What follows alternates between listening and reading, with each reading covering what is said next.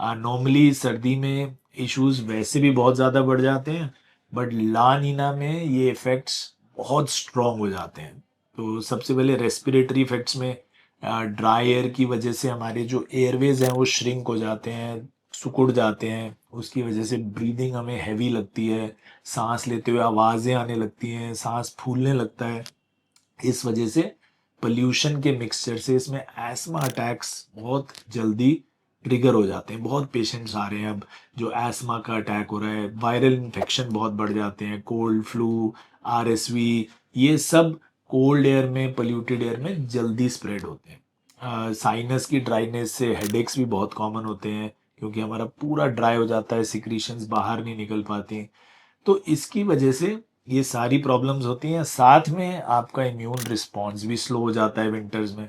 और अगर immune response आपका लो है, सर्दी बहुत ज़्यादा है, ह्यूमिडिटी लो है, तो वायरसेस एयर में ज़्यादा देर स्टेबल रहते हैं, मरते भी नहीं है। तो इसका सिंपल मतलब इतनी सारी बातों का कि इस सर्दी में आपको कोल्ड, कफ, थ्रोट इन्फेक्शंस वगैरह ज़्यादा पकड़ सकते हैं। तो इसलिए प्रिवेंटिव केयर तो ज़रूरी है ही है। टाइमली फ्लू वैक्सीनेशन भी बहुत ज़रूरी है। अगर आपने अभी तक नहीं लिया तो अपने डॉक्टर से ज़रूर मिलें। इसके साथ साथ सर्दी में मूड स्विंग्स होना, सर्केडियन इम्पैक्ट आप पर होना बड़ा कॉमन है, क्योंकि डार्कनेस जल्दी हो जाती है, सनलाइट कम मिलती है, अंधेरा जल्दी हो जाता है। तो मूड और स्लीप पर भी बहुत सारे बायोलॉजिकल इम्पैक्ट्स पड़ते हैं। सनलाइट की कमी से सेरोटोनिन लेवल्स हमारे ड्रॉप हो जाते हैं। तो इसकी वजह से डिप्रेशन बहुत कॉमन है।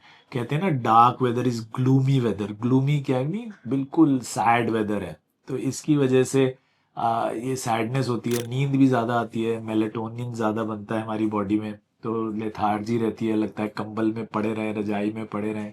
इसी को विंटर ब्लूज हम कहते हैं, जिसकी वजह से सारे डिप्रेसिव चीज़ें, लो मोटिवेशन रहना, सोशल विड्रॉल हो जाना, कमरे से बाहर निकलने का मन ना करना, ओवर थिंकिंग बहुत करना कि ये क्या हो रहा है हमारे साथ, कार्बोहाइड्रेट्स की बहुत क्रेविंग होती है, लगता है आइसक्रीम खा लें या कुछ ऐसी मीठी चीज़ें खा लें, हलवा खा लें।